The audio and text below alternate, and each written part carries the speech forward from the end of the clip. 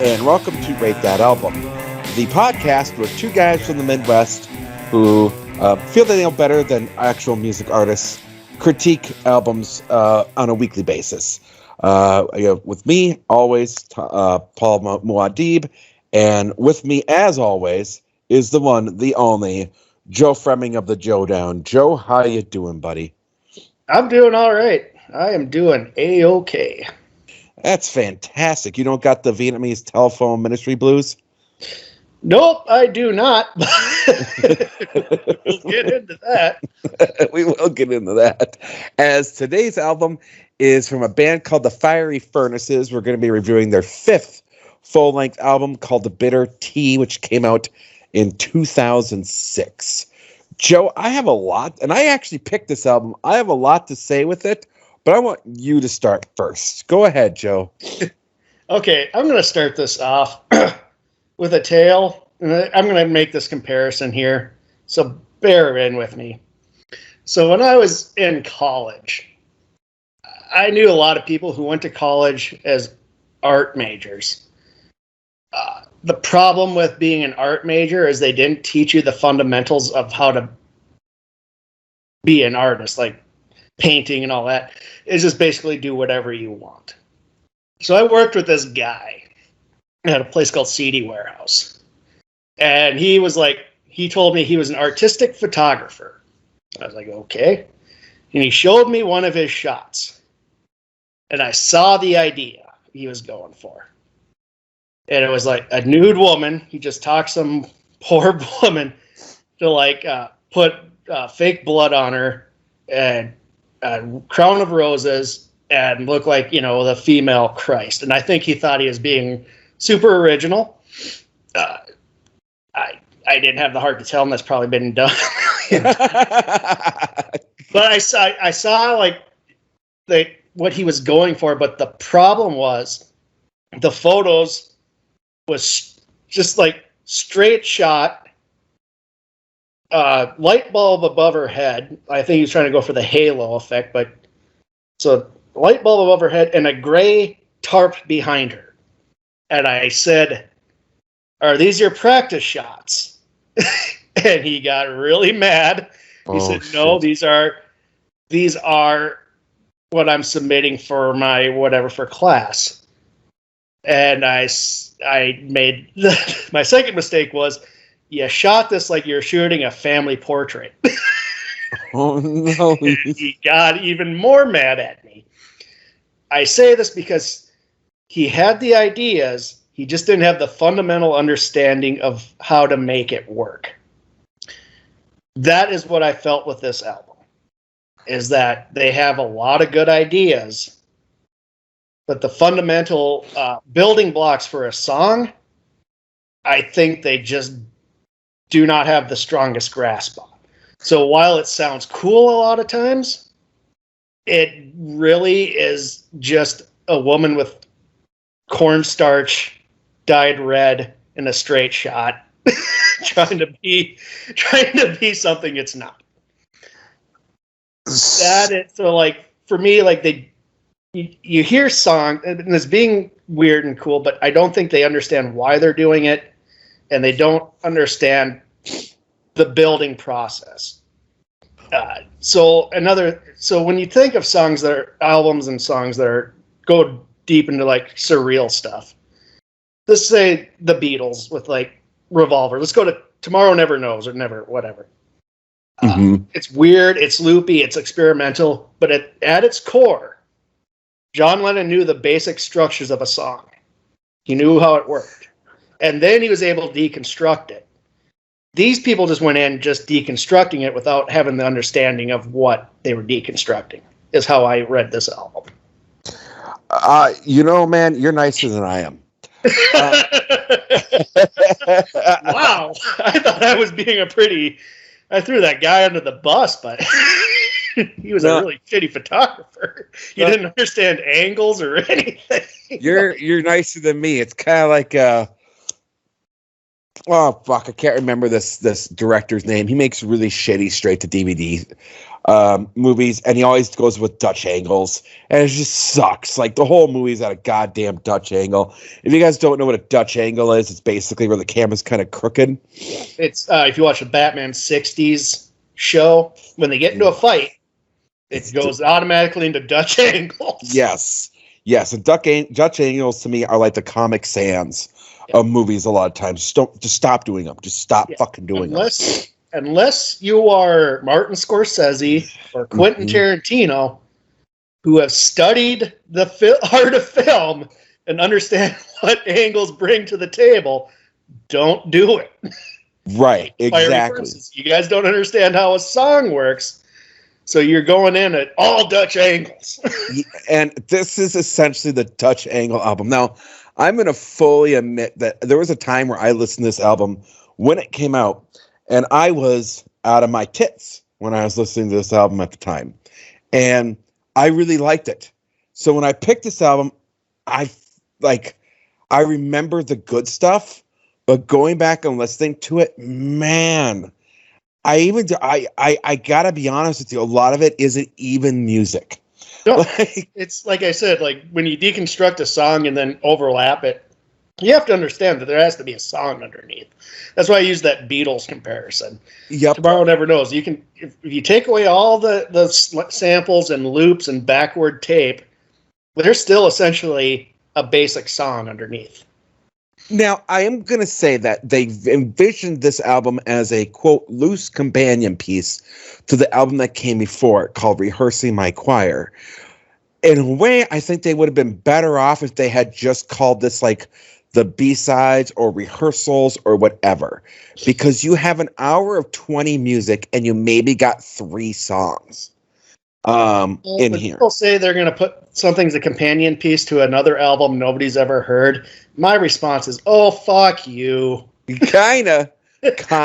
Fuck yourself. This is not a companion piece. Now, there is a lot of backmasking in this, and the backmasking isn't all that. Okay. Explain to people what backmasking is. Yeah, so backmasking is when you take lyrics and you put it backwards. Pink Floyd did it. Prince has done it. The Beatles did it quite a bit.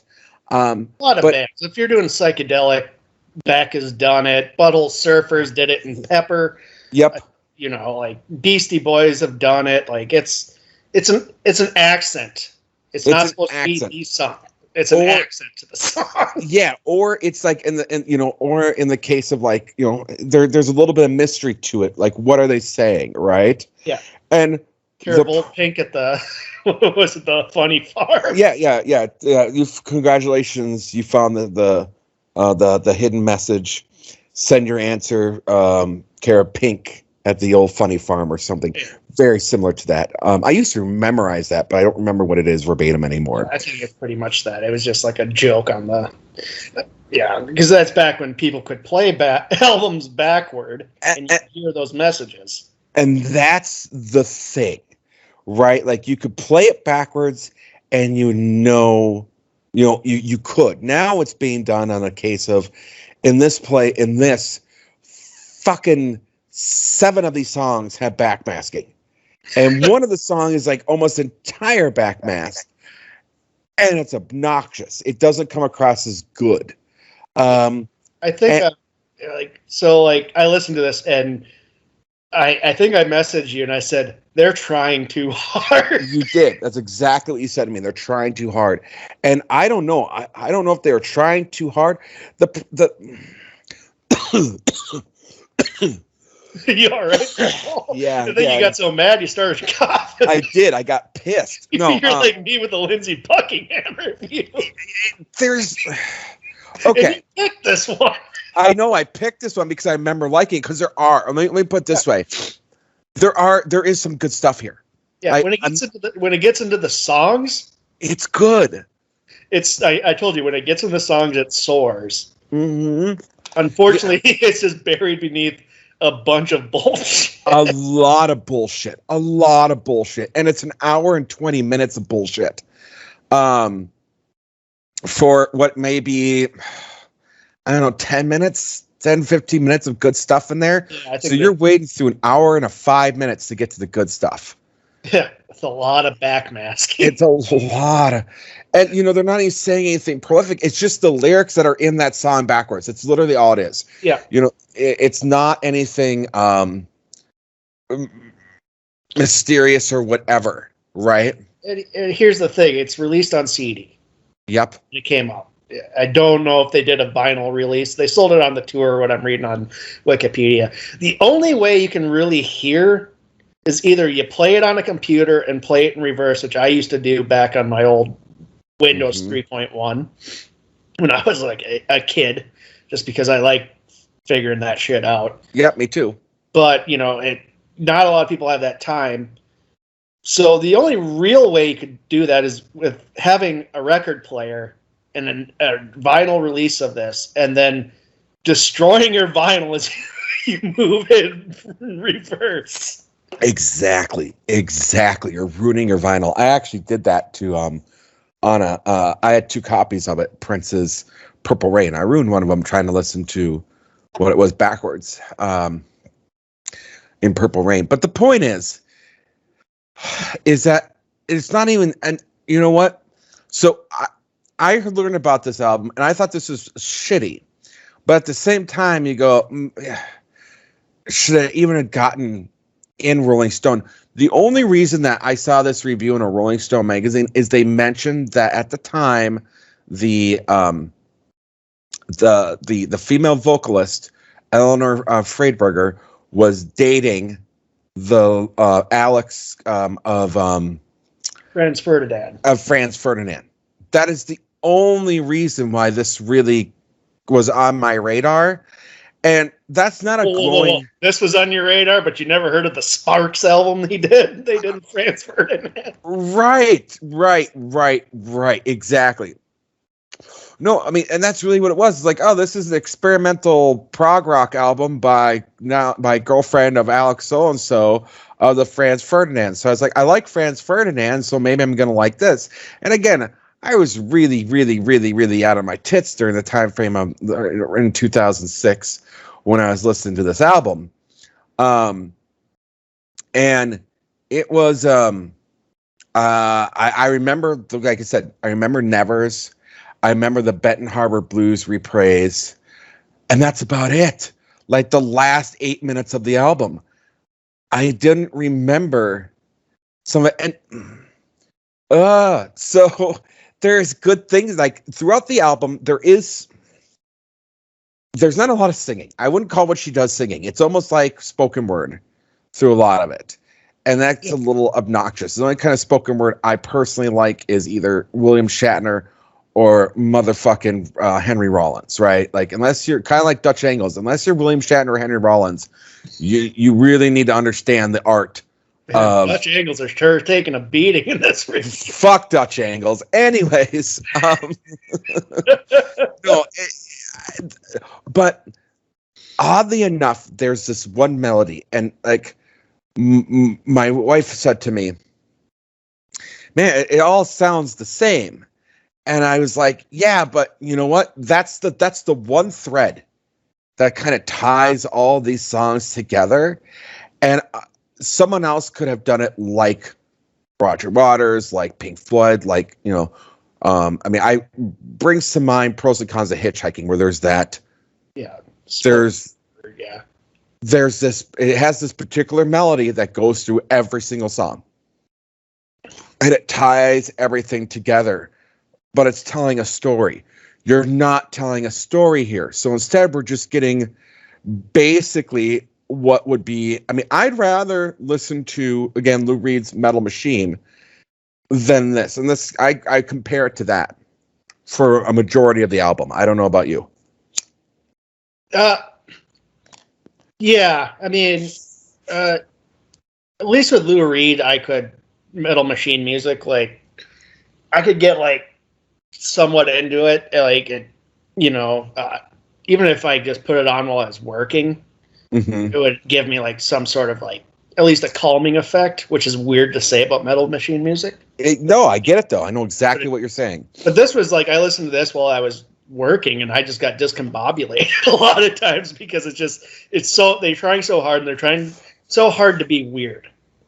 And nothing really annoys me more when people try to be weird. Yep. Like, do you have a reason? Like, what's your mission statement with this? Like, it's a lot of things. Like, this seems like a band that'd be like, this is a work of art, but what are you saying with it? Like, a lot of art has like a point to it, even if it's abstract as fuck. And that's kind of like when I go back to like that shitty photographer. If you don't understand the fundamentals of what you're building, your audience isn't going to react to it. Mm-hmm. And this is kind of what happened here with me. I just like, since I don't know what they're going for, besides being weird for the sake of weird, which it really didn't do much for me. There's a lot of ideas in here. I think if they were focused on those, would have made it a stronger album, but it just felt like they're just throwing shit away. I completely agree with you on that. So let's talk about first what works. We haven't really got into why it doesn't work, and we'll get into that. I mean, we talked a little bit about the backmasking, but there's a lot here. So first, I think it's easier if we talk about the things that we like. What did you like? When it was actually into a song, like when she starts singing and there's verses and choruses and bridges. Teach me, sweetheart. Yeah, teach me, sweetheart. Even parts of the Vietnamese telephone ministry, I think, had an actual song in it buried somewhere. In like a minute and 20. Yeah, like we said, you're taking an hour and a half for 10 minutes of actual song. Yeah. You really are. The Nevers reprise and the Benton Harbor Blues reprise, because that doesn't have the backmasking shit in it, so it's an actual song, and it's not 7 minutes of Benton Harbor Blues. Instead, it's 3 minutes where the fucking song was. Yeah, it's so it's basically what this album is. It's like a sound collage with parts of songs like thrown in the mix every now and then, which is like a weird way to make an album. It's a very bizarre way. Again, they don't understand. Maybe they do, but I certainly didn't get that. That I just don't think they understand the basics of a songwriting to deconstruct it to this kind of point. It just seemed like they're just farting around in the studio trying to make things that they thought was trippy. Which is fine, if whatever, but if you really don't have the discipline for it, I mean, you don't have the discipline for the song, then you're not going to get a Piper at the Gates of Dawn. You're going to get this. No, as a matter of fact, I am so confident that we aren't going to get a copyright strike that I'm actually going to put in a clip of the album right here for you guys to listen to, because I know we're not going to get copyright because it's just fucking noise. Okay, there we go. So, I mean, yeah, listen to that. Again, you can't recognize what the fuck that is, and that's sprinkled, not even sprinkled. It's like it's the fucking pasta sauce in this entire album. Yeah, it's the driving force, and when your driving force is nonsense, you're basically Billy Madison screaming gibberish at the dinner table. Exactly what you're doing, and that's, I mean, Police Sweater, Blood Vow. What are you saying? And that's actually one of the songs that is a song, and I don't mind it. But they even fuck that up with like the weird off-timing vocals that isn't in time, and it takes away from it. Again, there's two versions of this Benton Harbor Blues, which comes at the very end of the album, and it's really good. But my God, the 7-minute version of it is almost like torture. And then you get the 3-minute one, and you're like, oh man, this is really... Joe, it's almost like they put a shitty version of it next to it because they weren't even confident that the good version was good. And the sad thing is, it was. Yeah. Again, I just don't... They didn't have the discipline. And this kind of like goes to like a lot of music, indie rock at this time. Mm-hmm. Like that I was really into. But now I've gone back and I'm just like, a lot of it, like Animal Collective does a lot of that, like kind of like weird shit. And like I like them, and then like you listen to like album Strawberry Jam, it's just like, what the fuck? Panda Bear, like I was going through my vinyl collection, I was like looking at that, I'm like, God, I own that on vinyl. Like fucking that album's not good. Right. No, and like I said, I recommended this one of the three because I remember enjoying it, and I don't know if it's just I'm old. I mean, I don't know if it's because we're 40 now or what, but I think it's now we're old enough to be comfortable enough to say, you know what? Sometimes bullshit is just bullshit, and it's just not good. And like, it's not that we don't understand it. I think it's the fact that we do understand it that makes us more angry about it. I think you're right. I think I'm comfortable enough to say that fucking 15 years ago, I was naive enough to think that there was something poetic in this. Profound. It's artsy. It's artistic. But what's the point of the art?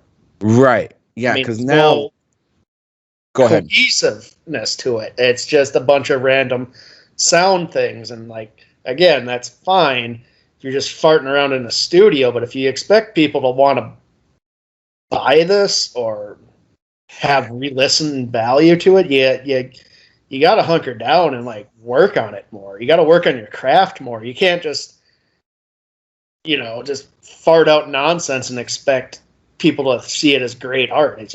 That's not how it works. You got to understand the fundamentals. Yeah. And I think, I think artists that maybe were influenced like, the prog rock that came before, even like Lou Reed, there's a lot of Bowie, I think, influence in here. Yeah. And Bowie's biggest flaw in my mind was how easy he made weird being. Yeah. How easy he made it look.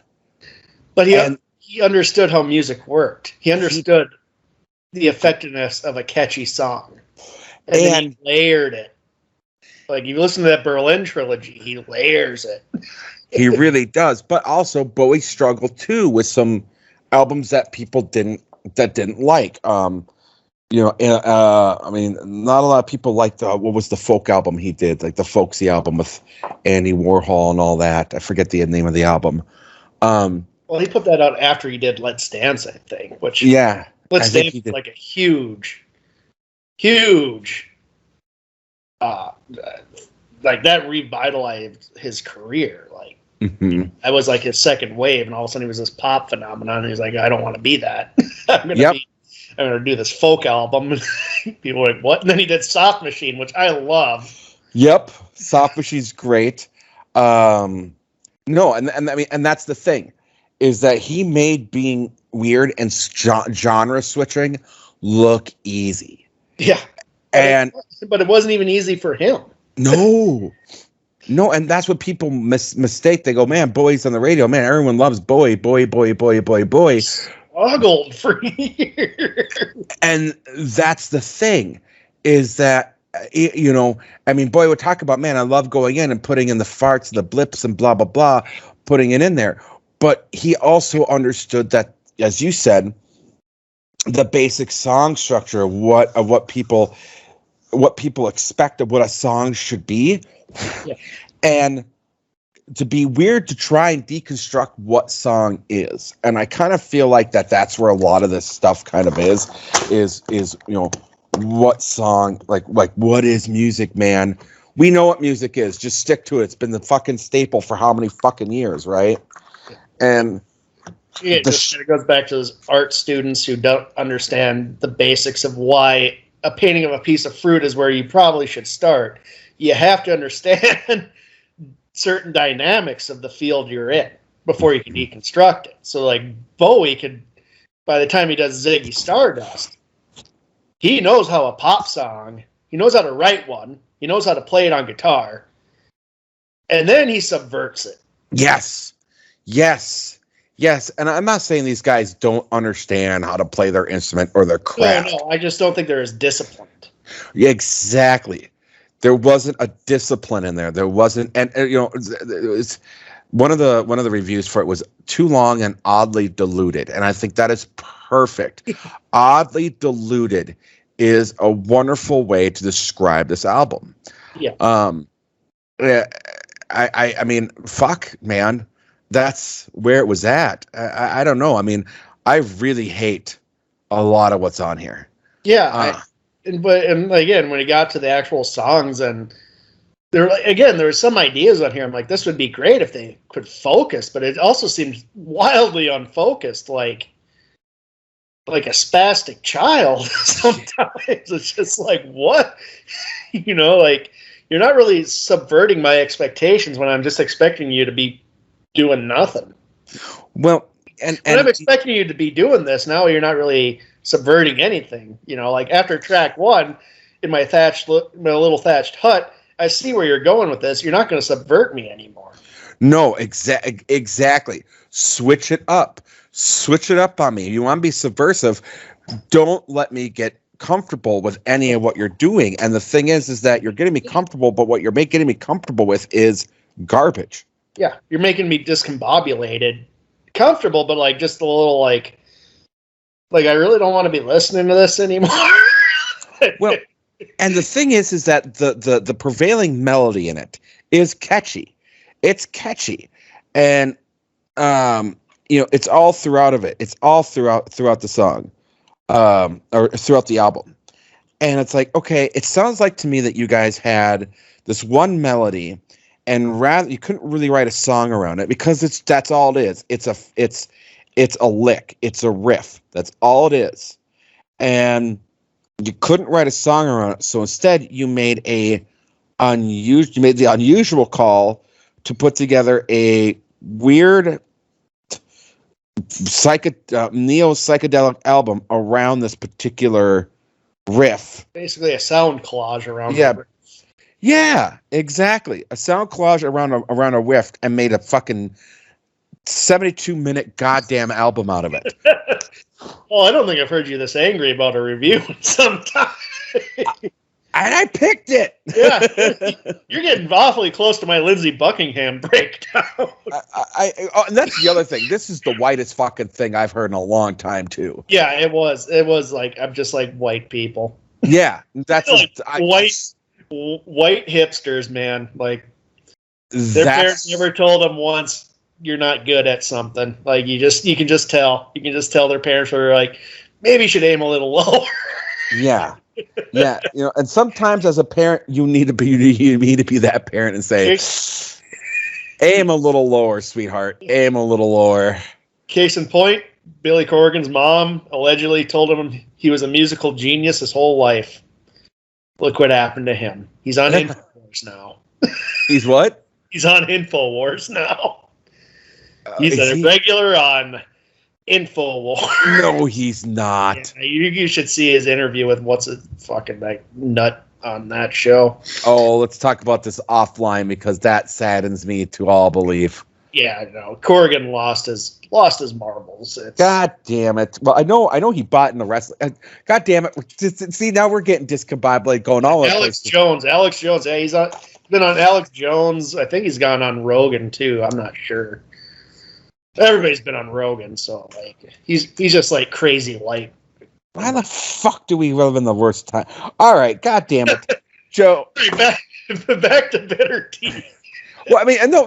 Guess what? That's what the bitter tea does to you. We just gave you another example of what bitter tea does to you. Just fucking. Oh, by the way, we're gonna go talk about Alex Jones for 5 minutes because it's obnoxious, and then we're gonna come back to something you're gonna like, which is talking about the album.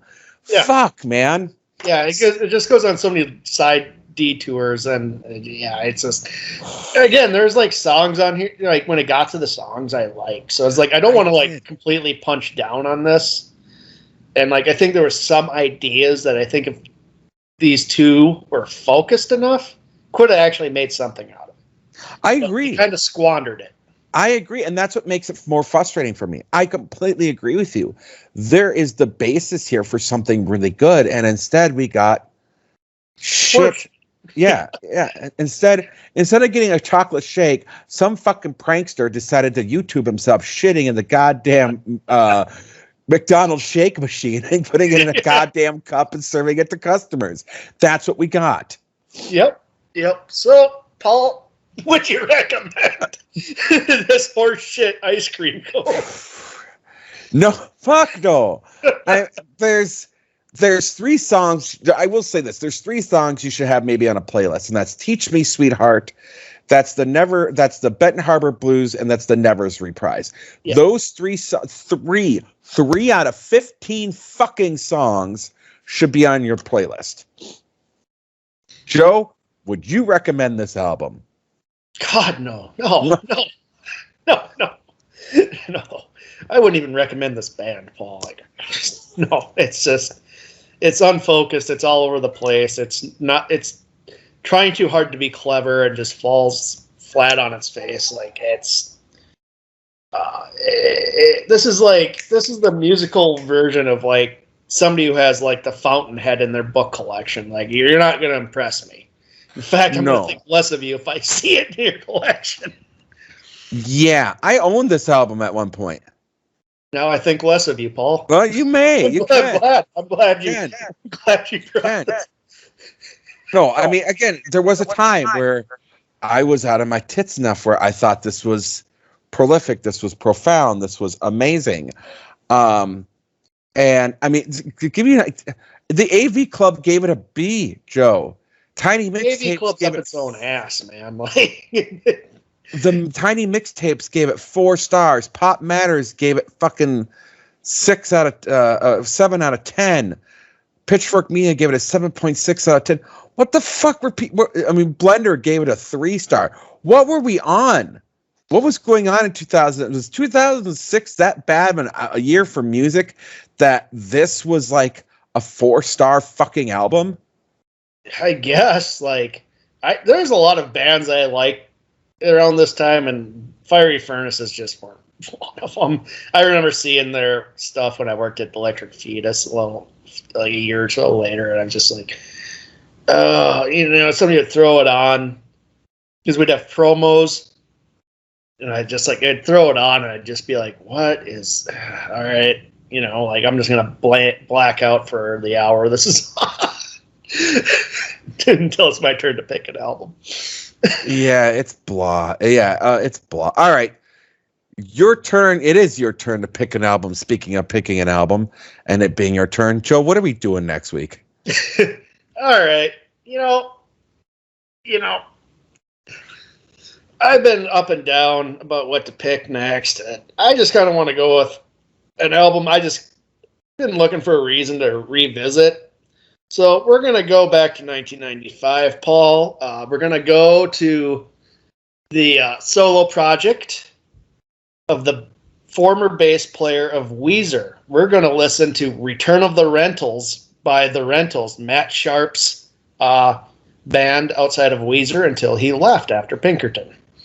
Ooh, I'm excited. I have not listened to this album. Yeah, I'm interested to get your take on it.